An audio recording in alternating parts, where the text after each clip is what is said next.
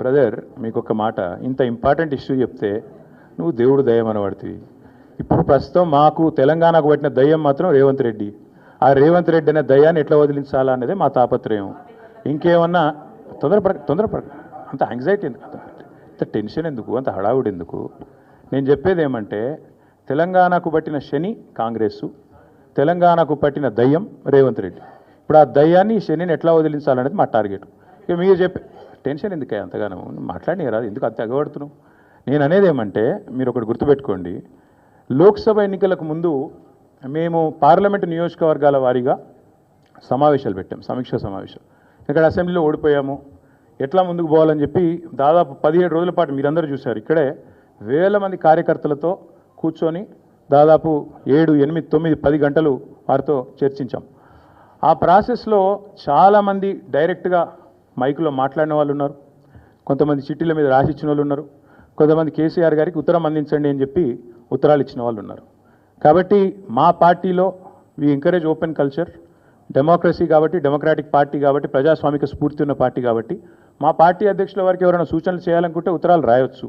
అదేదో చాలా గొప్ప విషయం అన్నట్టు మీరందరూ అంత బాధపడిపోవాల్సిన అవసరం ఏం లేదు.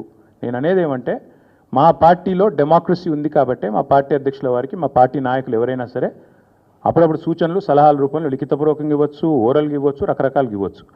అట్లాగే నేను ఒక మాట మాత్రం చెప్తాను, మనం ఎవరైనా సరే పార్టీలో ఏ హోదాలో ఉన్నా కొన్ని విషయాలు అంతర్గతంగా మాట్లాడాల్సిన విషయాలు అంతర్గతంగా మాట్లాడితేనే బాగుంటుంది. పార్టీ ఫోరమ్స్ ఉన్నాయి, అధ్యక్షుల వారితో కలిసే అవకాశం ఉంది, లేదా ఆఫీస్ బేరర్స్ ఉన్నారు, కలిసి చెప్పుకునే అవకాశం ఉంది. కాబట్టి అంతర్గతంగానే కొన్ని విషయాలు మాట్లాడితే బాగుంటుంది. అది అందరికీ వర్తిస్తుంది, వీళ్ళకి వాళ్ళకని కాదు, అందరికీ వర్తిస్తుంది.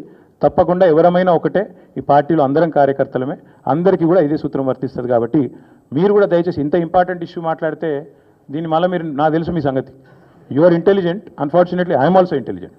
కాబట్టి నేనేమంటానంటే మీరు ఏం పెడతారో, మీరు ఏం హెడ్డింగ్ పెడతారో తెల్లారు నాకు తెలుసు, మీ బాధలు కూడా నాకు తెలుసు, మీ మేనేజ్మెంట్లోకి ఉండే అవస్థలు నాకు తెలుసు, రేవంత్ రెడ్డి గారి ఒత్తిళ్లు తెలుసు.